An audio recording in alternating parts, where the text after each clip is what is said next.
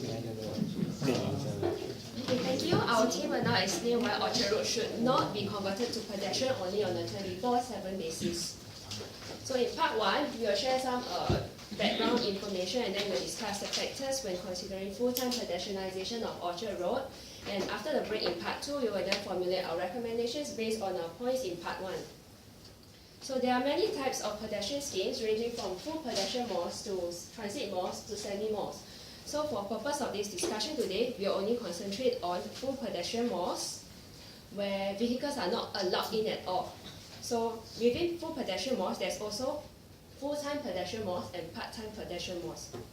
So for part-time one, the road is closed to vehicles either occasionally or regularly.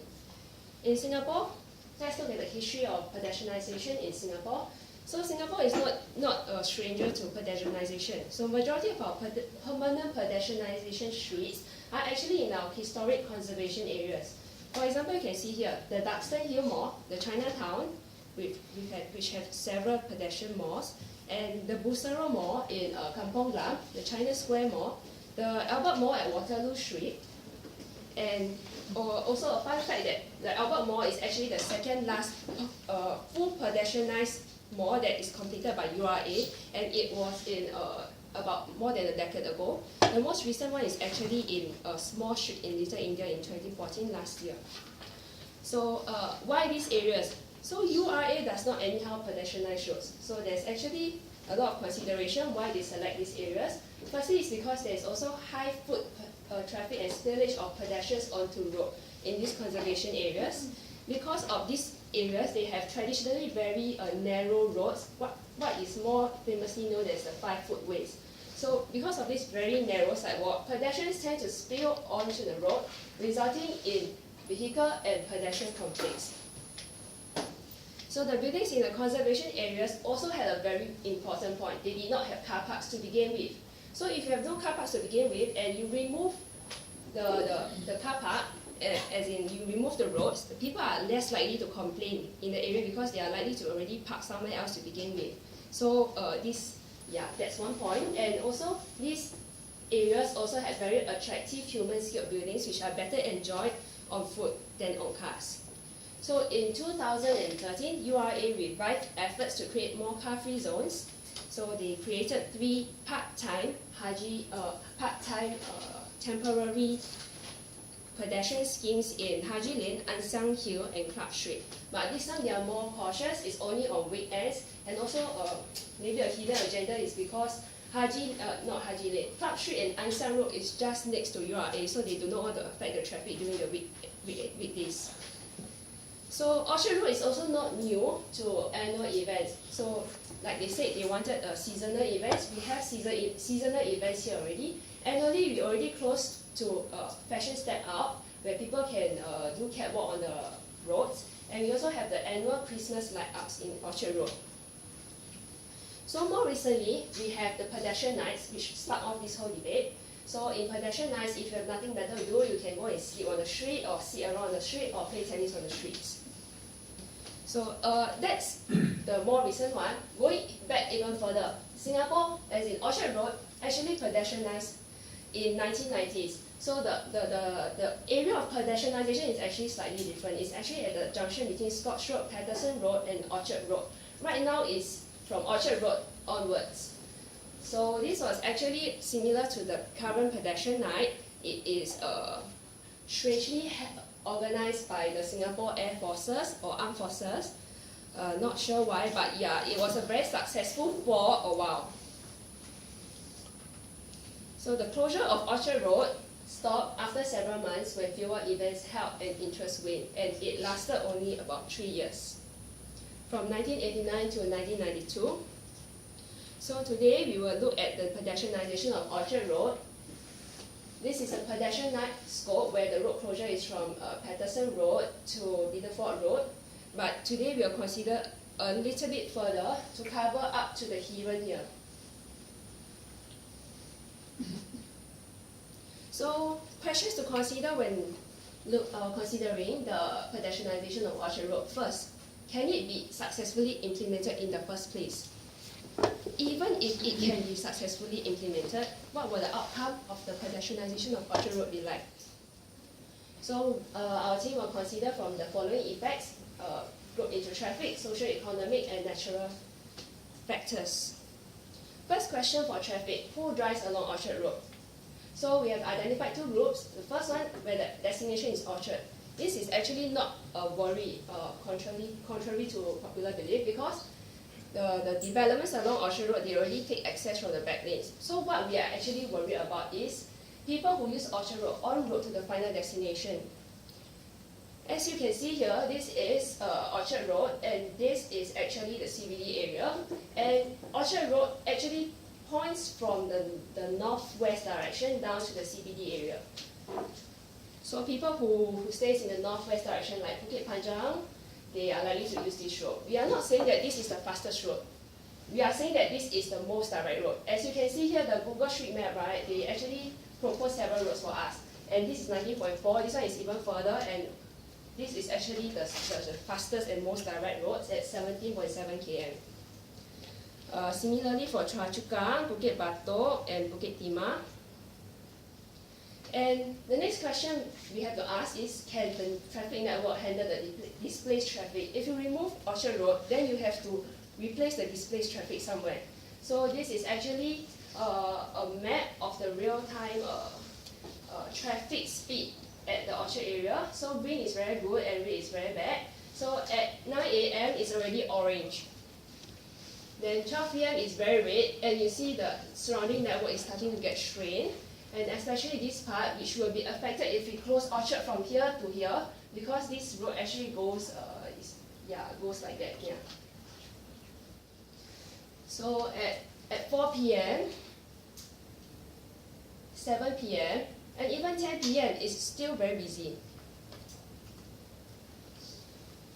So how are people traveling along Orchard Road now? They come from Scotch Road, they come from Stevens Road, Tanglin Road, Patterson Road, and also this road from this direction up, which will be affected. So if you close off Orchard Road, how will people travel? We are not saying that this is the only solution, that they can only travel like that. There are a lot of other minor roads, but this is the most obvious one. So people will travel via Grange Road here and up to Orchard Road again. So they will all travel using Grange Road, and this part will be very, very congested. So this is a glimpse of what traffic is like during one of our pedestrian nights. This is actually Scotch Road going to Patterson Road, and this is not taken during red light, it's actually green light. Yeah. So if we establish that the existing traffic network cannot take the displaced traffic, then what other options do we have? Do we have a bypass road? But Orchard is already very built up. We do not have space for other bypass road. So one very obvious solution would be conversion of Orchard Boulevard into a dual-way road, and also the widening of Grange Road to take all the diverted traffic. But can Orchard Boulevard be converted into dual-way road? So right now you can see this is the Orchard Ion, which is this. And down here there's also ongoing construction work for the Thomson East Coast Line. Thomson Line, which is here. So right now the road is like that. Do you think there's space for widening? Also, even if there is space for widening, should it be converted to a dual-way road? So right now Orchard Road is here, and blue stands for commercial development. So right now all the traffic that passes through, we assume that they are all commercial developments. And the larger Orchard area is actually a residential area. And if you are diverting traffic from Orchard Road to other areas, essentially what you are doing is the redirection of commercial traffic to residential areas. So they earlier say that the property value of a residence will go up by 18%, but no residents here, only Ion Orchard. The residents here, you'll all be affected, the property values will go down. So to give you they also said that pedestrianisation is good for pedestrians. So this is Orchard Boulevard. Right now it's a 6-lane road, and when you want to cross from here to here, or here to here, it's okay, reasonable. But if you assume that you have another dual 6, it should be in the other direction. Walking from here to here is going to be very scary. So you're actually pedestrianising Orchard Road at the expense of pedestrians in other areas. Also, they also mentioned that pedestrianisation can effect a mode shift towards public transport. But can it really? With every mode shift, there's also an inertial phase, and this is very important. How long will it take for the inertial phase to start, kick off, and really take effect? But in this case, you can see that public buses are also affected. They are all diverted to elsewhere as well.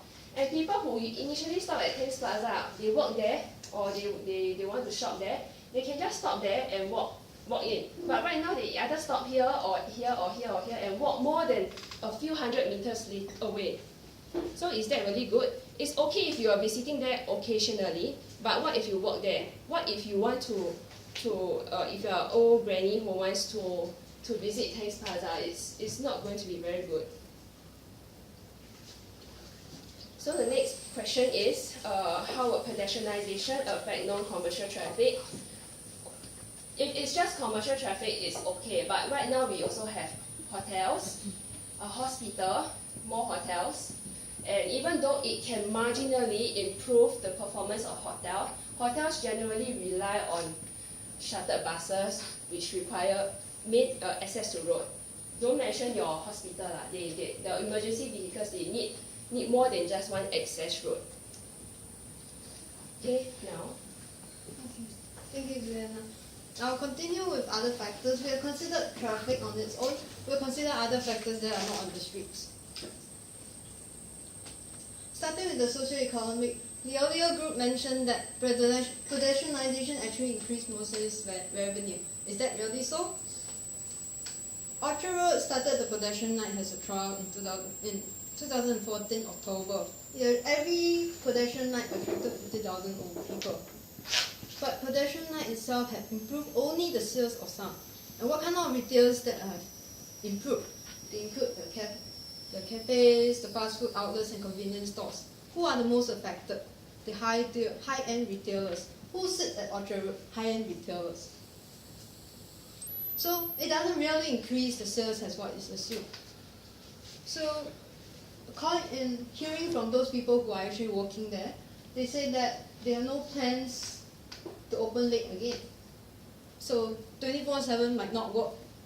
And they say that their stores' revenue actually fell to an average of 20%. Not only that, there's even several high-end retailers and shops located inside the malls even saw sales falling. So it's not increased but falling. And to another outlet, there are several outlets along Orchard Road. They're saying that only the outlets at Ion Orchard is improving. Why? Simply because people can come in by the public transport from the Orchard MRT. That was in fact the perception that Ion Orchard is the only mall that improved instead of the other malls along Orchard Road. Let's look at an overseas example. London Street in Norwich actually was fully pedestrianised in 1967. It was fully pedestrianised because they wanted to create a traffic-free city centre. However, by the late 1990s, shops lining the area, the streets are shutting down. People are afraid to walk in this area. So what do? These shops move out. And instead, they're building an out-of-town, so-called out-of-town city centre. So it's not really beneficial as what it is. In fact, in an article that they looked into, their pedestrianised towns are saying that they want the cars to be back. And the rates and rents are also so high, which is contrary to what the earlier group had mentioned, that although the rates and rents are increasing, because there's sales revenue, the retailers actually benefited. But look at this obvious example from a Norwich London Street that occurred in 1967. Orchard Road. What do you think of Orchard Road the moment you heard of the word Orchard Road? You think of the glamour of Orchard Road, Iron Orchard, Mandarin Gallery, Paragon, etc. Orchard Road itself is synonymous as a shopping belt district. So, as what my earlier teammate mentioned, Christmas light up. Every December, we get Christmas light up like this, like this. There's different kind of teams and events that are participating in. So those vehicles that drive along the street, they're actually enjoying the sights and sounds as they bask in the Christmas mood. So what happens if Orchard Road itself is fully pedestrianized? Should this be what Orchard Road looks like? Like what the earlier theme advocates. The earlier theme advocates that we should consider shelter overhead because we are doing a 24/7 fully pedestrianized. We cannot consider those gas light on because otherwise how could we still be in continuous with the orchard light up that we have been participating for a long time? So how does orchard remain aesthetically pleasing if we are going to shelter it up? In the pedestrian light, we have been holding a few concerts on and on. This is in December and this is in January again. So all these flares, lights and sounds, these are in contrast with the image of Orchard Road. If the malls themselves were holding events, that's a one-off event. But imagine having this every day, every night. For a 24/7 situation, it may not be what you like. Then we look at the noise. Does pedestrianization actually remove the noise by bringing up the cars? Not exactly. In a study conducted by Canada, they actually look at the effects of different sound levels, the different decibels. Let's look at freeway. We assume that Orchard Road is freeway or average city noise. What we get is 80 decibels. So to us, it's annoying interference in our conversation. But what about events that we saw earlier? That amounts to 100 to 120. It's beyond what we call annoying. It's irritating to the max. So pedestrianization does not bring away noise pollution. It actually brings in a different form of noise pollution. So does pedestrianization lead to a wrong attraction? It is indeed so. In the Norwich London Street example that I covered earlier, it actually provides a magnet for beggars, and not to mention thefts. Are we intending to see an increase in thefts, robberies on the streets? It has also become a magnet for low-level squatter. In fact, one of the customers who frequents there said that he preferred the sound of screeching brakes than the constant high-pitched folk sound or the beats of the drum. So we look at Orchard Road. Orchard Road without pedestrianization is already facing a high level of pickpockets and theft. There's sitting cases of theft, walking in crowded areas. So Orchard Road without pedestrian is already having cases of thefts, robberies. In fact, not only that, if you're a female, you should think twice when you're walking in pedestrianized street. Why? Because even simply in Orchard Road itself, we are already seeing a number of cases rise and people who are getting molested, let alone being in pedestrianized street. So having covered the socio-economic factors, I'll move on to cover the natural factors. Like what the earlier team had mentioned, walking in heavy rain. Singapore is being a tropical country with no seasons, definitely suffers from wet monsoon seasons. The wet monsoon season, as you can see, ranges at the ends of the months of the year. At other so-called relatively the drier seasons of the month, we are actually not spared. In a month, at the lowest we can get is more than 10 days. That is 1/3 of the number of days in the month. So, are we going to enjoying the pedestrianized street while being in heavy rain? You may consider. Orchard Road, as you will know, since 2010 started to suffer from flash floods.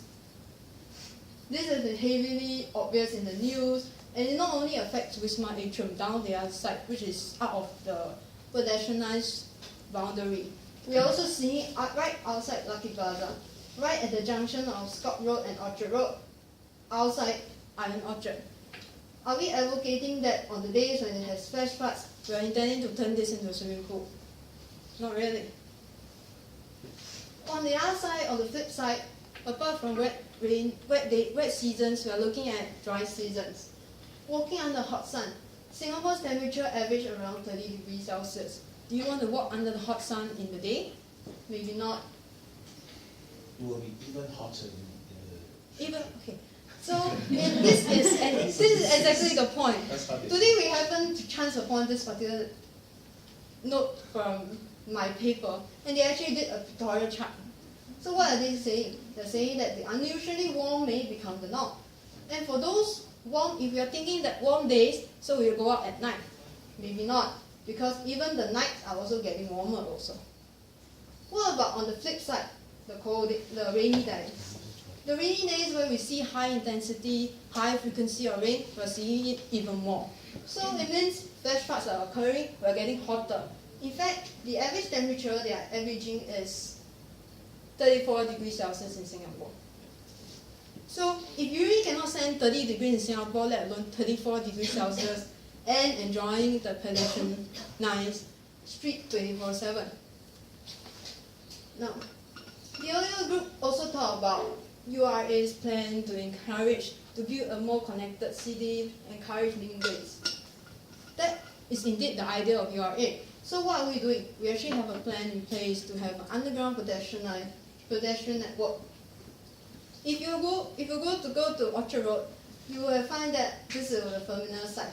Out of Orchard Road, when you walk through Iron Orchard, you actually can access through the underway pass to Tanks, or across the street to Scotts Road, to the other side of Scotts Road, to Isetan Scotts. Alternatively, you can walk straight across, you get to Wheelock Lakes. This is on the other end. Outside of it, towards the Somerset, we also likewise have an existing pedestrianised mall. So in URA's plan, we are actually seeing an increase in the number of underground pedestrianised network. In fact, we're planning to have around 12 in Orchard Road itself. So by having an existing underground network and building on it, we're actually creating more vibrancy and encouraging more access to the existing ones. We're intending to create, and this is already in the plans of URA, to create a linkway between Takashima, Ngee City, and Paragon. So along the way, the junctions, you're actually seeing all these malls. This underground pedestrian network actually has another benefit. You could actually have retails along the way. So we're actually promoting more retails, more revenues to each of the developer of the malls. So as you can see, we are covering here, and we already have another 2 more. You guys, if you live in Singapore, if you've been visiting Singapore, you will be familiar with this particular thing, which we must not overlook. Because whether you are in Orchard Road, you are out of the place in Punggol town where there's almost not much development, you see them. Either they are perched on the branches or sashaying on the streets. So if you think tourists who are here, what would they think? Think again.